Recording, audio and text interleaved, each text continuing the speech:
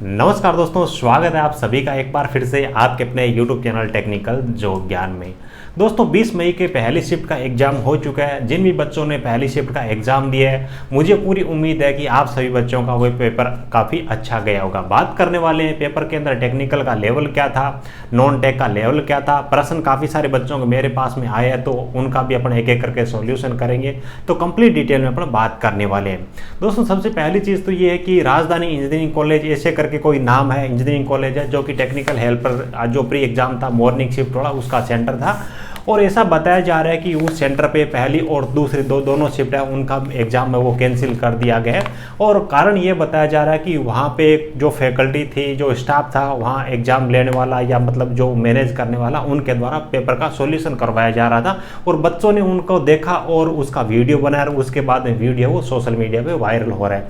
हकीकत क्या है इसके बारे में आज शाम तक या फिर कल तक पता चल जाएगा, जब बोर्ड की तरफ से इस पर कोई प्रतिक्रिया आएगी। हो सकता है इस एग्जाम को मतलब क्या कि जो उस कॉलेज के अंदर एग्जाम हुआ है पहली और दूसरी शिफ्ट के अंदर, उन बच्चों का कैंसिल भी किया जा सकता है। हालांकि बाद में पता चलेगा। बाकी उस इंजीनियरिंग कॉलेज के अलावा दूसरे जहां पर भी सेंटर थे, सब जगह से मतलब ठीक ठाक न्यूज आ रही है, कोई कहीं पर भी दिक्कत नहीं है। तो दूसरे बच्चों का कोई भी एग्जाम हो कैंसिल, ये पहली शिफ्ट वाला नहीं होने वाला है। तो सबसे पहले अपन बात कर लेते हैं एग्जाम के लेवल के बारे में। देखिए मेरे हिसाब से जो पहली शिफ्ट वाला पेपर है, तो ये जो बच्चे पढ़ने वाले थे, जिन बच्चों ने काफ़ी लंबे टाइम से तैयारी की थी, उनके हिसाब से ये पेपर है वो मेरे हिसाब से नहीं था। मेरे हिसाब से इसलिए नहीं था क्योंकि इसके अंदर टेक्निकल था वो बहुत ज़्यादा आसान दे दिया। टेक्निकल इतना आसान दे दिया कि जिन बच्चों ने 25 दिन पहले, महीने भर पहले मुझसे नोट्स लिए थे, वो बच्चे बोल रहे कि सर 42-43 नंबर तो हमारे आ जाएंगे। और जो बच्चे सालों से पढ़ाई कर रहे हैं टेक्निकल की, तो पेपर के अंदर 5-4% तो ऐसे होते हैं जो किसी को नहीं आते। वो बच्चे भी बोल रहे हैं कि सर 45-46-44 नंबर आ जाएंगे। तो फिर ज़्यादा मतलब मेहनत करने वालों के बीच में और जिन बच्चों ने लेटेस्ट पढ़ाई स्टार्ट की थी, उनके बीच में ज़्यादा फर्क रहा नहीं है टेक्निकल में।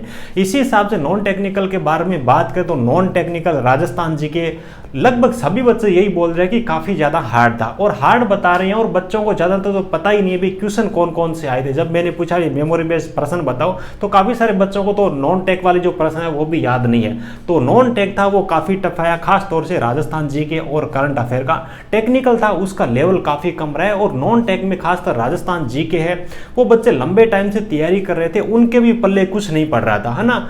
तो ऑल ओवर अपन बात करें तो जो बच्चों ने मतलब ठीक ठाक जिन्होंने पढ़ाई किया, थोड़ा सा जिनके साथ में लक रहेगा, नेगेटिव मार्किंग है नहीं, जो भी उन्होंने क्या है कि टिप्पे लगाए और वो उनमें से ज़्यादातर सही बैठ जाए, तो उन बच्चों के मतलब क्या है कि नंबर काफ़ी अच्छे आने की संभावना रहेगी। बाकी जिसने मेहनत की है प्री एग्जाम आराम से क्वालिफाई करेगा, कोई दिक्कत नहीं है। चलिए बात कर लेते हैं। मेरे पास में काफ़ी सारे प्रश्न हैं, तो उनके बारे में एक एक करके बात करेंगे। सबसे पहला प्रश्न है, डीसी जनरेटर का आंतरिक अभिलक्षण वक्र किसके बीच खींचा जाता है। देखिए डीसी जनरेटर के अंदर 3 अभिलक्षण होते हैं। एक आपका ओपन सर्किट कैरेक्टरिस्टिक यानी कि खुला परिपथ अभिलक्षण होता है, जो कि नो लोड वोल्टेज और फील्ड करंट के बीच में बनाया जाता है। दूसरा आपका आंतरिक अभिलक्षण होता है, जो कि लोड वोल्टेज और आर्मेचर धारा के बीच में बनाया जाता है। यही इसका राइट आंसर था। तीसरा आपका एक्सटर्नल कैरेक्टरिस्टिक बाह्य अभिलक्षण जिसको बोलते हैं, तो वो आपका टर्मिनल वोल्टेज और लोड धारा के बीच में बनाया जाता है। तो इसका जो राइट आंसर था, भी आंतरिक अभिलक्षण किसके बीच में बनाते हैं, तो भार पे उत्पन्न होने वाले वोल्टेज यानी कि ईएमएफ के बीच में और आर्मेचर धारा के बीच में। तो ये इसका राइट आंसर था, ठीक है। उसके बाद अगला प्रश्न था, समय अवधि का व्युत्क्रम क्या होगा। तो समय अवधि का व्युत्क्रम यानी कि समय का जो व्युत्क्रम है वो फ्रीक्वेंसी होती है, क्योंकि फ्रीक्वेंसी जो होती है आपकी 1/t होती है, या फिर टाइम को अपन ले ले तो 1/f होता है, ठीक है। चलिए उसके बाद में एक प्रश्न था जो कि पीवीसी वायरिंग पे आया था, तो पूरा प्रश्न मेरे पास में है नहीं है। अगला प्रश्न आया था, डीसी जनरेटर में गति बढ़ाने पर ईएमएफ पर क्या प्रभाव पड़ेगा, कम होगा ज़्यादा होगा, इस प्रकार के कोई ऑप्शन थे। तो देखिए डीसी जनरेटर की जो गति होती है उसके बीच में उत्पन्न होने वाले वोल्टेज के बीच में अपन मतलब क्या है कि रिलेशन देखिए, तो ई बराबर जो होता है वो होता है आपका φZnP/60A, ये इसका फॉर्मूला होता है। तो उत्पन्न होने वाला जो ईएमएफ है, जो गति है, इन दोनों के बीच में समानुपाती का रिलेशन होता है, यानी कि जब गति बढ़ेगी तो उत्पन्न होने वाला वोल्टेज है वो बढ़ेगा, ठीक है। चलिए उसके बाद में अगला प्रश्न था आपका, अगले प्रश्न पे अपन चलते हैं। तो वो प्रश्न था आपका समांतर में जुड़े हुए प्रतिरोध से संबंधित, यानी कि 10 ओम, 20 ओम, 30 ओम, 40 ओम के माइक्रोफेरेड कैपेसिटी के जो मतलब क्या है कि अच्छा मतलब ये कैपेसिटर है, प्रतिरोध नहीं है। यानी कि इसके अंदर वैल्यू दे रखी है आपकी 10 दे रखी है, 20 दे रखी है, 30 दे रखी है, 40 माइक्रोफेरड दे रखी है। तो समांतर में जुड़ी है तो आपको तुल्य धारिता यानी कि सीटी का मान ज्ञात करना था। तो आपको धारिता ज्ञात करनी हो, समांतर में कैपेसिटर जुड़ी हो तो डायरेक्ट इनको जोड़ना होता है, यानी कि ये 30 हो गया, 60 हो गया प्लस 40 यानी कि 100 माइक्रोफेरड हो जाएगा। ठीक है, उसके बाद में धारिता का मात्रक क्या है, तो फेरड इसका मात्रक होता है। सीरीज में प्रतिरोध जुड़े हुए 25 ओम, 50 ओम, इसका मान देखिए 25 ओम दे रखा है, 50 ओम दे रखा है, 75 ओम दे रखा है, 150 दे रखा है। सीरीज में जुड़े हुए हैं तो सीरीज में प्रतिरोधों को डायरेक्ट जोड़ देते हैं, यानी कि 50 और 25 75 75 75 150 यानी कि आपका 300 हो जाएगा। इसका राइट आंसर है ना 300 ओम। चलिए, उसके बाद में आपको पूछा गया था प्रतिरोधकता का, आपको मान पूछा गया था। तो देखिए प्रतिरोधकता का यानी कि जो रेजिस्टेंस का अपना फॉर्मूला होता है रो एल अपॉन, ये प्रतिरोधकता का ये मतलब रेजिस्टेंस का फॉर्मूला होता है। यहाँ से अपन रो का मान निकाले ना तो रो हो जाएगा R इंटू ए अपॉन एल हो जाएगा। यहाँ पे देखिए इन्होंने मान दे रखा था, अभी R की वैल्यू थी वो आपको 1 ओम दे रखी थी। उसके बाद में एरिया था 10 मीटर स्क्वायर दे रखा था, यानी कि वर्ग मीटर दे रखा था। और उसके बाद लेंथ है 1 मीटर दे रखी थी। तो यहाँ से आप निकाल लोगे 10 ओम इंटू मीटर हो जाएगी इसकी मतलब यूनिट है वो, है ना, प्रतिरोधकता की ओम इंटू मीटर। उसके बाद में क्लिट वायरिंग से संबंधित कोई प्रश्न आया था, एग्जैक्ट प्रश्न ये मेरे पास में है नहीं। उसके बाद डीसी जनरेटर क्या करता है या फिर ऐसा कुछ प्रश्न था, तो यांत्रिक ऊर्जा को विद्युत ऊर्जा में बदलता है, शायद इसी प्रकार का कोई प्रश्न था। उसके बाद में आपको मतलब क्या है कि एक ज्ञात करना था, इसके अंदर क्या ज्ञात करना था, इंडक्टेंस ज्ञात करना था शायद, है ना, हाँ इंडक्टेंस ज्ञात करना था, जिसके अंदर आपको इंडक्टिव रिएक्टेंस यानी कि एक्सल की वैल्यू थी वो 200 ओम दी हुई थी और फ्रीक्वेंसी आपको 500 हर्ट्ज दी हुई थी और यानी कि एल आपको ज्ञात करना था। तो एक्सल बराबर आपको पता है 2πfl इसका फॉर्मूला होता है। एल यहाँ से आप निकाल लीजिए, ये इसके एल के अंदर गुणा के अंदर तो नीचे बट्टे में आ जाएगा यानी कि भाग में आ जाएगा, 2πf हो जाएगा। यानी कि एक्सल की वैल्यू आपको यहाँ पे दे रखी है 200 दे दिया, उसके बाद में बट्टे में 2 पाई का मान 3.14 होता है, फ्रीक्वेंसी आपको 50 हर्ट्ज दे रखी है। तो इससे इसको काट दो 4 आ जाएगा, इसको इससे काट दो आपका 2 आ जाएगा, यानी कि 2/3.14 इसको सोल्व करना ना आपका राइट आंसर आ जाएगा 0.6 या ऐसा ही कुछ आएगा, आप देख लेना इसको, है ना। चलिए, उसके बाद में एक प्रश्न मतलब क्या है कि परिभाषा दी हुई थी और उसके बाद पूछा था भी ये नियम कौन सा है ना, तो आपतित प्रकाश दूरी के वर्ग के व्युत्क्रमानुपाती होता है, तो वो आपका व्युत्क्रम वर्ग नियम था। ठीक है, उस पर आधारित था, व्युत्क्रम वर्ग नियम था, उसकी परिभाषा दे रखी थी, पूछा था ये नियम कौन सा है, तो व्युत्क्रम वर्ग नियम था। ठीक है, उसके बाद में एक टेबल दे रखी थी और बताना था भी ये टेबल जो है ये किस गेट की है। तो एक देखिए इसके अंदर टेबल कौन सी थी इसके बारे में पता नहीं है, लेकिन जिन बच्चों का अभी एग्जाम नहीं हुआ है, खास तौर से मैं आपको बताऊं कि गेट वाले जो प्रश्न है ना, जिनके अंदर दोनों इनपुट 0-0 होने पे किन का इनपुट, किस गेट का इनपुट 1 होता है, दोनों इनपुट 0-0 होने पर किसका इनपुट 0 होता है, दोनों इनपुट 1-1 होने पर कौन से गेट का आउटपुट 1 होता है, दोनों इनपुट 1-1 होने पर किसका आउटपुट 0 होता है, ये चारों जिस भी गेट से बनते हैं ना वो याद कर लेना, आगे भी आगे वाली शिफ्ट है उनके अंदर भी ये प्रश्न आएंगे। ठीक है, चलिए, उसके बाद सेमीकंडक्टर कौन से 5 ऑप्शन थे, उसमें से जर्मेनियम इसका राइट आंसर है। उसके बाद में पूछा गया भी 1.5 वोल्ट और 8 एम्पियर हावर के 4 सेल है, उनको समांतर में जोड़ा गया, तो टोटल वोल्टेज का मान और आपको टोटल धारा क्षमता का मान बताना। तो सेल है वो समांतर में जुड़े, तो समांतर में जुड़े कितने भी जुड़े भी वोल्टेज का मान तो समान रहेगा, 1.5 वोल्टेज रहेगा, और समांतर के अंदर 4 सेल जुड़े हैं, धारा का मान प्रत्येक सेल का 8 एम्पियर हावर है, तो इसका मतलब 4 से आपका गुणा हो जाएगा, 32 एम्पियर हावर इसकी धारा क्षमता हो जाएगी। ठीक है, इसका ये राइट आंसर था। उसके बाद में देखिए अगला जो प्रश्न था, एक KWH मीटर की क्रीपिंग को रोकने के लिए क्या करते हैं। देखिए 1 मिनट, KWH मीटर होता है जो आपका एक एनर्जी मीटर होता है, तो उसके अंदर एक क्रीपिंग दोष होता है, तो क्रीपिंग दोष को हटाने के लिए क्या करते हैं उसके बारे में पूछा गया है। तो देखिए जो घूमने वाली एल्यूमिनियम की डिस्क होती है ना, उसके दोनों सिरों पे क्या है कि छेद बना देते हैं। देखिए किस हिसाब से होता है, इसके अंदर 2 मतलब क्या है कि कॉइल लगी रहती है, कुछ इस हिसाब से होती है दोनों कॉइलें, ठीक है, और इनके बीच में एक क्या है कि घूमने वाली डिस्क लगी रहती है जो कि एल्यूमिनियम की होती है।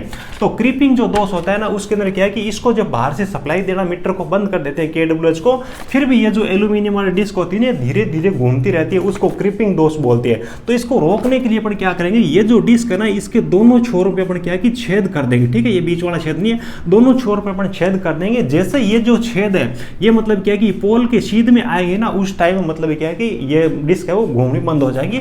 तो मतलब क्या है कि जो क्रीपिंग दोष होता है उसका निवारण है, जो डिस्क होती है उस पर अपन छेद बना देते हैं। ठीक है, ये इसका राइट आंसर था। चलिए उसके बाद में किस उपकरण को चलाने के लिए वोल्टेज स्टेबलाइजर की आवश्यकता होती है। अब ऑप्शन कौन कौन से थे पता नहीं है, लेकिन बच्चों का कहना है कि इसका राइट आंसर था वो एसी जम रहा था, यानी कि जो आपकी एसी होती है ना, जो मतलब ठंडी देने के लिए है ना, तो वो एसी इसका था। तो ये आंसर बताया जा रहा है। उसके बाद में खेजड़ली उत्सव कहाँ मनाया जाता है, तो खेजड़ली उत्सव, इसके ऑप्शन मेरे पास में है नहीं, लेकिन खेजड़ली जोधपुर से संबंधित है, तो शायद मेरे हिसाब से जोधपुर ऑप्शन के अंदर होगा, तो वही राइट आंसर होगा। उसके बाद में आपको पूछा गया भी 1 एम्पीयर हावर के अंदर, 1 एम्पीयर हावर के अंदर कूलाम कितने होते हैं, ये आपको पूछा गया। तो देखिए 1 एम्पीयर हावर, तो ये जो है ना इस घंटे है, तो इनको आपको सेकेंड के अंदर कर लेना है, 60 × 60, यानी कि आपका हो जाएगा 3600, है ना, तो इस 3600 कूलाम हो जाएगा। उसके बाद अगला प्रश्न था, एक कोई एमसीबी पे आधारित था प्रश्न, एग्जैक्ट मेरे पास में है नहीं। अगला जो प्रश्न था उसके अंदर देखिए वोल्टेज दे रखा था, 10 वोल्टेज दे रखा था। उसके बाद में आपको दे रखा है वोल्टेज दे रखा है, और उसके बाद में चार्ज दे रखा था Q यानी कि 0.12 था, और उसके बाद में आपको धारिता C का मान ज्ञात करना था। तो C बराबर आपका Q/V होता है, ठीक है। तो 0.12 बटे आप 10 करोगे तो वहाँ पे आंसर आ जाएगा 0.012 आ जाएगा, ठीक है। और ये आपकी धारिता है ना, तो ये आपकी फेरड के अंदर धारिता आ जाएगी, है ना। और चलिए उसके बाद में अगला जो आपका प्रश्न बनता है, एक था पावर सर्किट से संबंधित था, है ना, पावर सर्किट में लोड का पूछा था, या फिर पावर सर्किट के अंदर अधिकतम कितने पॉइंट लगा सकते हैं, इन दोनों में से कोई एक प्रश्न था। तो देखिए जो अपना पावर सर्किट होता है ना, उसके अंदर अधिकतम लोड लगा सकते हैं अपन 3000 वाट का, ठीक है। और अधिकतम इसके अंदर जो पॉइंट लगा सकते हैं ना, 2 पॉइंट अपन लगा सकते हैं, भी स्विच वगैरह सॉकेट वगैरह अपन जो लगाते हैं ना, जिससे किसी इक्विपमेंट को जोड़ते हैं, तो अधिकतम अपन 2 पॉइंट लगा सकते हैं। उसी प्रकार से जो लाइटिंग सर्किट होता है, इसको अपन 800 वाट तक के लिए यूज करते हैं, और इसके अंदर अधिकतम अपन क्या है कि 10 पॉइंट लगा सकते हैं, ठीक है। इसमें से जो भी था आप देख लेना। चलिए अगले प्रश्न पे अपन चले, तो 2 टर्मिनल वाली युक्ति कौन सी है, तो इसके अंदर एक ऑप्शन बच्चे बोल रहे हैं कि डायक था, ठीक है। तो यही ऑप्शन था जिसके अंदर 2 ही टर्मिनल होते हैं, तो SCR वगैरह था, JFET वगैरह थे, तो इनके अंदर नहीं होता। इसका राइट आंसर आपका डायक था। एक पोटेंशियोमीटर से संबंधित कोई प्रश्न बताया जा रहा था, और उसके बाद में प्रश्न था आपका रिलेक्टेंस, यानी कि प्रतिष्ठम है, इसकी इकाई क्या, तो रिलेक्टेंस होता है वो आपका एम्पियर टर्न होता है, यानी कि AT होता है, ठीक है। ये प्रश्न बताया जा रहा है। और उसके बाद में अगला कोई PNP ट्रांजिस्टर पे आधारित कोई प्रश्न था, वो प्रश्न तो मेरे पास में है नहीं, तो ट्रांजिस्टर पे आधारित प्रश्न था। और ऐसा बताया जा रहा है, बच्चे बोल रहे हैं कि ट्रांसफॉर्मर पे आधारित कोई प्रश्न ही नहीं था। तो देखिए इलेक्ट्रिकल इंजीनियरिंग का फेवरेट टॉपिक है ट्रांसफॉर्मर, उस पर कोई मतलब प्रश्न भी नहीं था, तो यह एक बहुत गलत बात है। चलिए अगले प्रश्न पे अपन चलें, तो वो है आपका अच्छा, ट्रांसफॉर्मर के समांतर प्रचालन की शर्त क्या है, तो उसके अंदर बच्चे बोल रहे हैं कि भी एक ही आंसर था, यानी कि फेज सीक्वेंस है वो समान होना चाहिए था, है ना। तो काफ़ी बच्चों ने तो मेरे को ये प्रश्न भेजा है, और काफ़ी बच्चे बोल रहे हैं कि ट्रांसफॉर्मर पे आधारित प्रश्न ही नहीं था। तो ये हो सकता है मेरे हिसाब से 1-2 प्रश्न कोई होंगे। तो ये था आपका ट्रांसफॉर्मर की समांतर प्रचालन के लिए फेज अनुक्रम वो समान होना चाहिए। उसके बाद में आर्क वेल्डिंग के लिए कौन सा जनरेटर काम में लेते हैं, फेवरेट प्रश्न है। आर्क वेल्डिंग के लिए डिफरेंशियल कंपाउंड जनरेटर काम में लेते हैं, ठीक है। अगला जो प्रश्न था वो सेंट्रीफ्यूगल स्विच से संबंधित प्रश्न था, एग्जैक्ट प्रश्न पता नहीं है। देखिए आपकी जो सिंगल फेज मोटर होती है ना, मतलब क्या है कि घूर्णनकारी चुंबकीय क्षेत्र उत्पन्न होगा तभी मोटर का रोटर घूमेगा, और घूर्णनकारी यानी कि रोटेटिंग मैग्नेटिक फील्ड होता है, उसको उत्पन्न करने के लिए अपने को कम से कम 2 फेज सप्लाई की आवश्यकता होती है। अब देखिए अपनी जो सिंगल फेज मोटर होती है उसके अंदर तो केवल एक ही फेज होता है, लेकिन अपने को रोटर को घुमाने के लिए 2 फेज की सप्लाई की जरूरत होती है। तो ये अपनी एक मेन वाइंडिंग होती है, इसके साथ में यही से अपन स्प्लिट करके एक वाइंडिंग और निकाल लेते हैं, जिसको अपन सहायक वाइंडिंग बोलते हैं। और इस वाइंडिंग को क्या कि 75% जब स्पीड जब तक रोटर का पड़ता है तब तक तो इसको अपने को साथ में रखना होता है, उसके बाद में इसको हटा देते हैं। तो इसको हटाने के लिए अपन क्या है कि एक सेंट्रीफ्यूगल स्विच काम में लेते हैं, ठीक है। तो इसको अपन सेंट्रीफ्यूगल स्विच बोलते हैं, और ये आपका सहायक वाइंडिंग के सीरीज में लगा हुआ होता है। मोटर 75% जब स्पीड पकड़ लेती है तो उसके बाद में ये मतलब क्या है कि सहायक वाइंडिंग को अलग कर देता है, ओपन हो जाता है। चलिए उसके बाद में अगला जो प्रश्न था, KCL किस पे आधारित है, तो KCL है आपका किरचॉफ करंट लॉ है। KCL जो है आपका ये है आवेश संरक्षण के सिद्धांत पे आधारित है ना, आवेश संरक्षण पे आधारित है। और दूसरा आपका होता है KVL, तो KVL होता है ये आपका होता है ऊर्जा संरक्षण के सिद्धांत पे आधारित है, ठीक है। तो ये प्रश्न था। उसके बाद में समांतर क्रम में प्रतिरोध, समांतर क्रम में प्रतिरोध के बारे में कुछ नीचे कथन दिए हुए थे, तो उनमें से कौन सा कथन सही है, ऐसा था।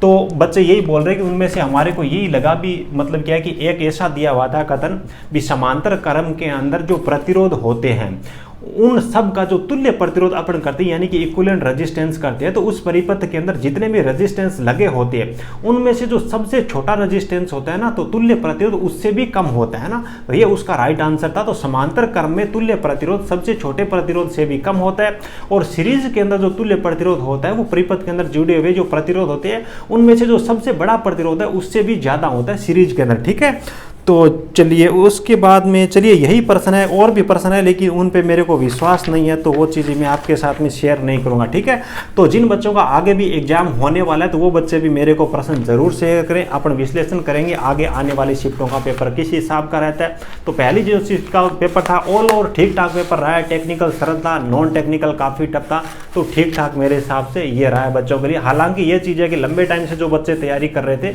उनको इसका फायदा नहीं मिला, क्योंकि नॉन टेक्निकल काफ़ी टफ था और टेक्निकल था वो काफ़ी सरल आ गया। तो कम पढ़ाई की है जिन बच्चों ने, जैसे कि मैं आपको बता रहा हूँ 20-25 दिन पहले जिस बच्चे ने नोट्स लिए थे वो बच्चा ही बोल रहा है कि सर मेरे तो 42-43 प्रश्न आ जाएंगे। तो जिन बच्चों ने 6 महीने 12 महीने से तैयारी की है तो उनके साथ में ये थोड़ा न्याय नहीं है, क्योंकि राजस्थान जी के सबका ही बुरा गया क्योंकि वो थोड़ा सा टफ था। ठीक है, तो मेरे हिसाब से आपको सभी चीज़ें अच्छी लगी होगी। वीडियो अच्छा लगा तो प्यारा सा लाइक जरूर कर देना। चैनल पर पहली बार विजिट करो तो चैनल को सब्सक्राइब करके बेल आइकन को ऑल पे जरूर प्रेस कर लीजिए। Thank you.